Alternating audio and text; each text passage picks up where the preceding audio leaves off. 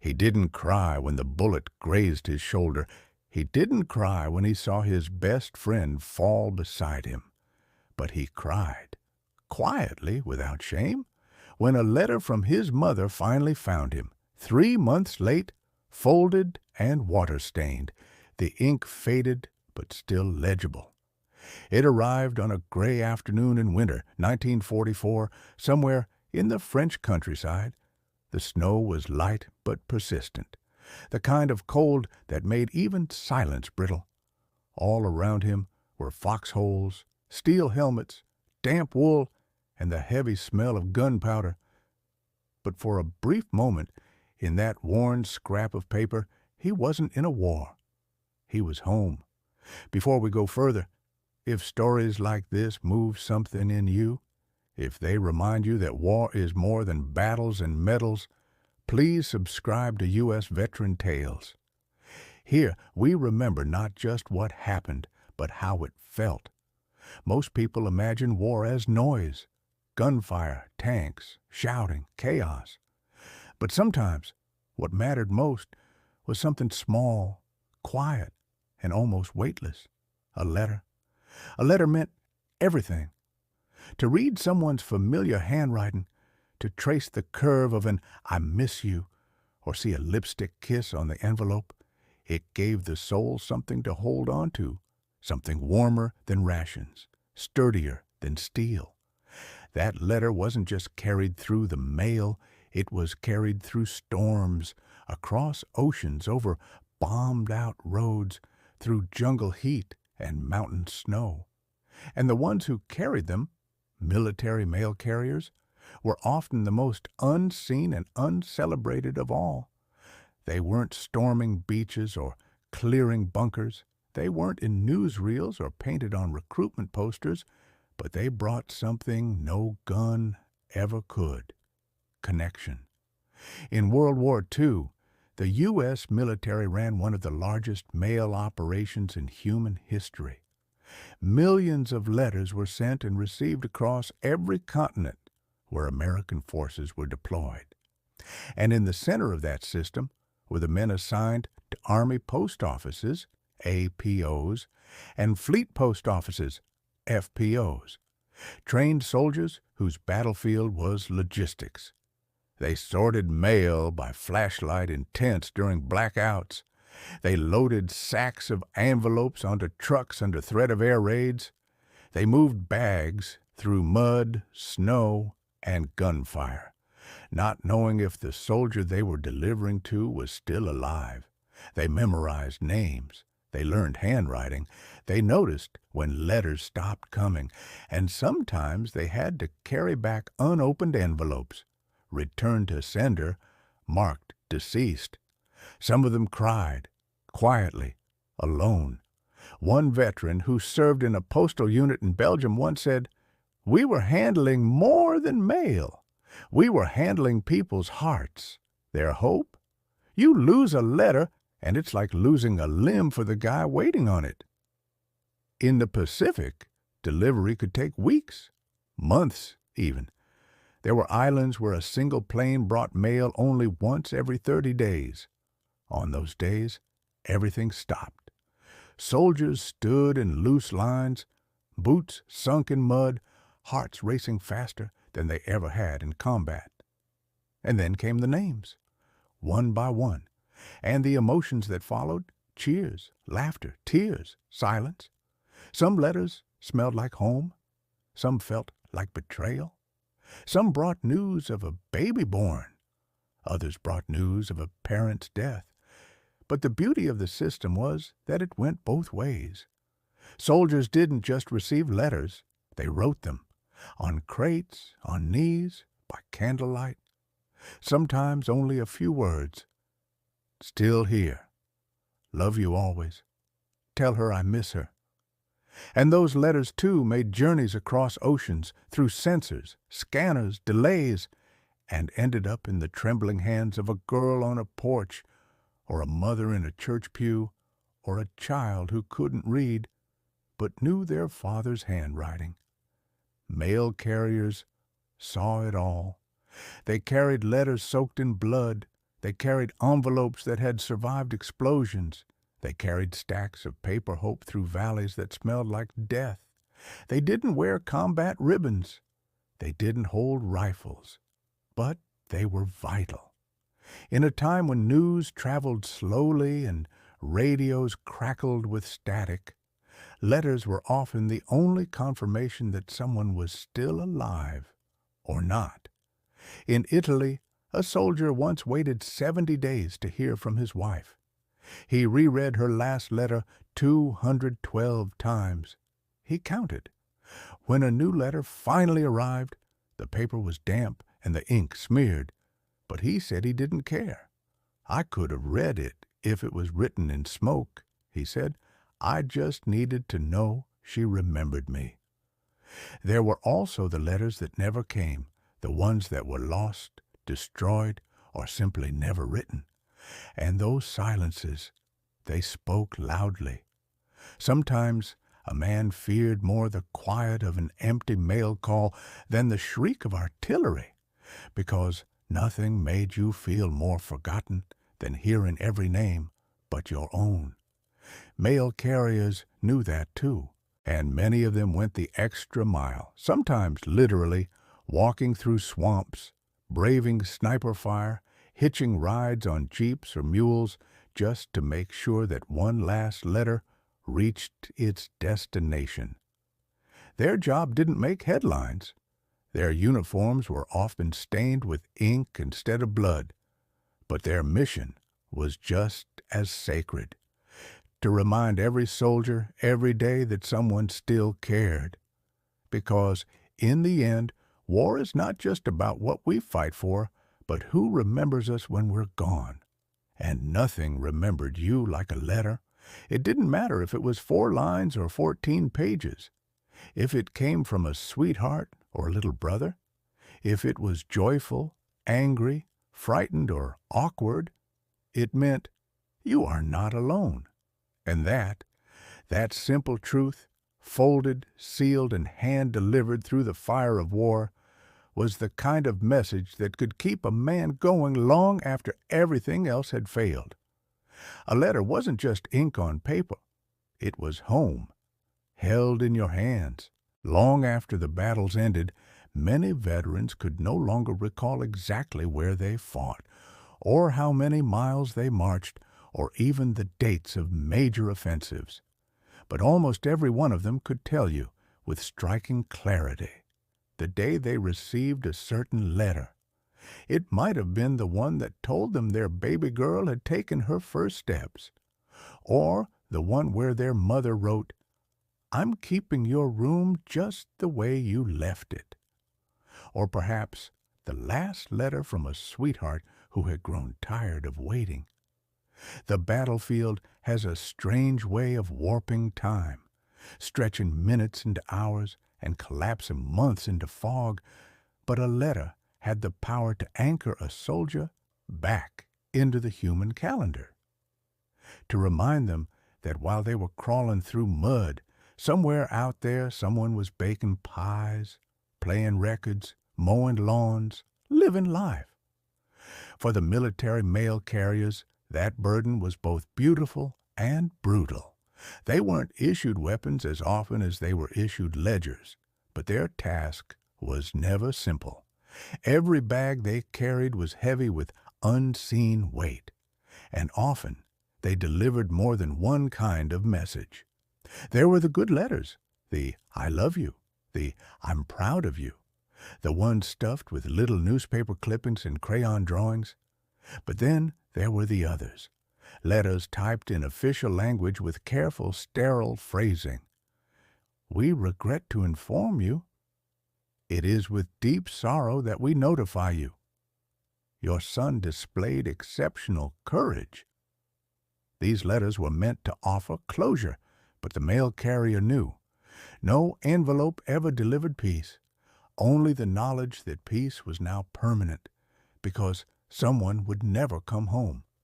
Sometimes they delivered both letters on the same day, a bundle from home, joyful and soft, and a folded triangle of grief for the neighbor 2 tents down. And still, they pressed on. In North Africa, postal units worked out of mobile trucks, constantly on the move. In Normandy, mail was sometimes dropped from planes. In the Pacific, it was not uncommon for mail to be carried by boat, jeep, and foot, all within the same journey. There were no GPS devices, no zip codes, just handwritten addresses, sometimes smudged or partially torn, and a long list of soldiers with similar names. Finding the right man became a skill. Some mail carriers learned faces better than names. Others memorized quirks. He's the one with the guitar, or he keeps a picture of Rita Hayworth on his helmet. Delivering the mail wasn't a chore. It was a ritual, a deeply human act performed amid inhuman surroundings. And the mail wasn't only letters. There were packages, small boxes filled with home. One man received a jar of peanut butter that had somehow survived the journey from Michigan to Okinawa. Another got a pair of knitted socks that his grandmother made by candlelight during ration season. Sometimes the packages contained books, combs, soap, or a worn baseball glove. Sometimes they arrived too late, and the mail carrier had to return them, unopened. Those were the hardest moments, to carry hope only to deliver it into silence. There's a story from the Korean War about a mail carrier named Franklin, who traveled 20 miles on foot to deliver a single letter. The roads were mined, the snow knee-deep, and enemy fire had been spotted nearby. But Franklin walked, boots soaked, lungs burning, because he knew what it meant. He didn't even know the soldier personally, but the name on the envelope was real.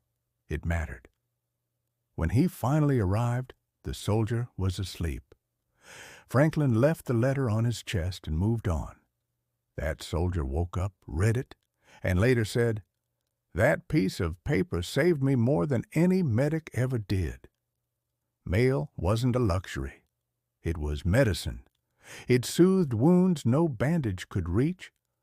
Some soldiers would ration letters, reading one paragraph per day just to make them last. Others memorized them after a single read, then tore them up and buried the pieces, not wanting anything precious to fall into enemy hands. They didn't just carry letters in their pockets. They carried them in their hearts. The mail also connected strangers. Some units would gather around one man's letter and listen as he read aloud. It didn't matter who the letter was for. What mattered was that it reminded them all that someone, somewhere, still spoke in the language of ordinary life.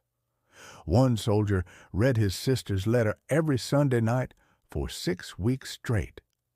By the end, everyone in his squad could recite it with him. "Mom's planting roses again. Dad fixed the porch light. We miss you every day."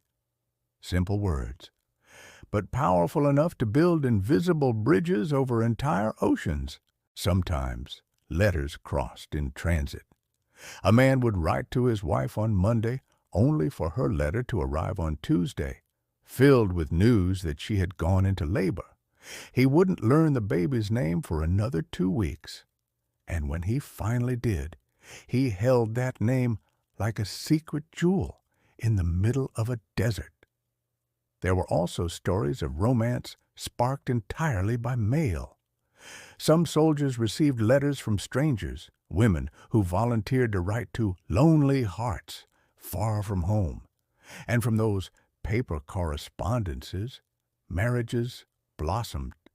One couple exchanged 78 letters before ever seeing each other in person. They were married for 50 years and kept the letters in a shoebox under their bed, read aloud every anniversary. In a war built on silence, strategic, painful, cold silence, letters were the one thing that spoke freely. The mail carriers became their own kind of warriors, warriors of memory, of connection, of keeping the soul intact. After the war, many of them returned to civilian life and disappeared into the rhythm of everyday jobs. Clerks, bus drivers, teachers, janitors. Few talked about their service. Fewer still were recognized. But for those who'd received a letter in a time of doubt, the memory never faded. One veteran said, "You forget a lot of war, but you never forget a letter." And maybe that's the quiet truth behind every battlefield. Bullets end lives, but letters save them quietly, tenderly, line by line. In the darkest nights, a sentence from home could be a lantern. A name written in cursive could become a prayer. A folded sheet of paper, no bigger than a hand, could carry an entire world. So here's to the mail carriers, the men who didn't fire weapons but delivered what mattered most. Not victory, not vengeance, but love. War ends differently for everyone. For some, it ended the moment they stepped off the ship and kissed the ground. For others, it ended years later, in the middle of a sleepless night, or the moment they finally threw away the boots they never stopped hearing. And for the mail carriers, war ended not with a final letter, but with the silence that came after. Back home, the uniforms were folded into drawers. The sacks of mail were emptied. There were no more names scribbled in pencil, no field post offices under tarps, no soldiers watching the horizon for a man with an envelope. The world moved on. But for those who had carried words across oceans, jungles, deserts, and ruins, it wasn't so simple, because they hadn't just delivered mail. They had delivered meaning. And now, in the echo of peacetime, that purpose felt strangely absent. Some tried to explain what they'd done. "I was in the mail unit," they'd say, and often people would nod politely and move on, not understanding what that really meant, not knowing the sleepless treks, the whispered thanks, the tremble in a soldier's hand as he unfolded a letter from home, not knowing that sometimes those letters arrived just in time to save a life. Others said nothing. They boxed up their old letters and stored them in attics, closets, or basements. Decades passed. But every now and then, they would take them out, run their fingers over the yellowed paper, and remember. Some found that they couldn't let go of the habit. There's a story about a former mail clerk named Walter, who, long after the war, continued to send postcards, dozens a year, to friends, neighbors, even distant cousins he barely knew. Each one handwritten, each one deliberate. He said, "I just figure everyone needs a little surprise in the mailbox now and then." Maybe he just missed the feeling of delivering hope. Others became postmen in the civilian world, walking familiar routes on quiet suburban streets. But it was never the same. No one cried when they delivered utility bills. No one hugged them when they dropped off birthday cards. And sometimes, when they saw a child race toward the mailbox in excitement, they smiled because they remembered what it meant to wait and what it meant to arrive. But the world was changing. Letters turned to phone calls. Phone calls turned to emails. Emails became instant messages, and the slow, thoughtful ritual of writing gave way to the blinking cursor of urgency. The texture of communication disappeared. Ink gave way to screens. Paper faded. Envelopes vanished.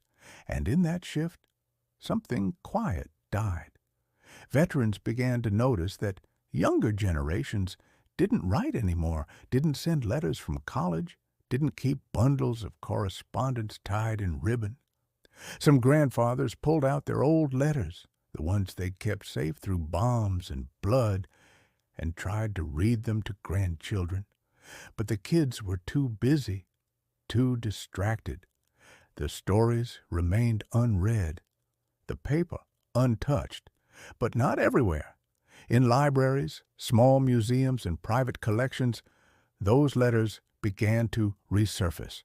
Historians realized that these weren't just personal memories, they were national treasures, raw, unfiltered glimpses into what war felt like from the inside.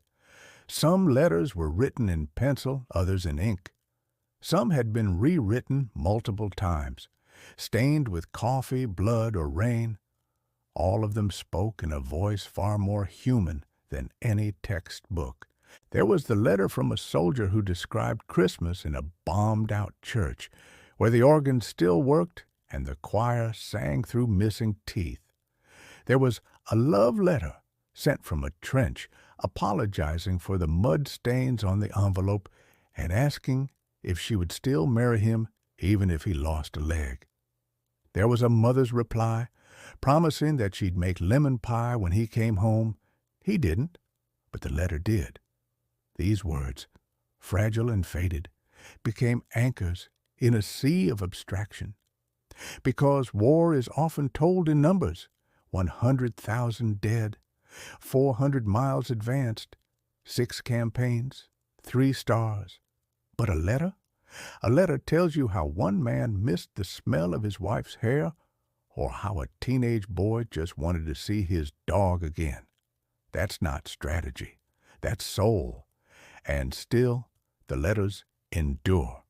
Every now and then, someone finds one in a flea market, or tucked in the back of an old book, or inside a shoebox at an estate sale, a stranger's words from decades past echoing into the present.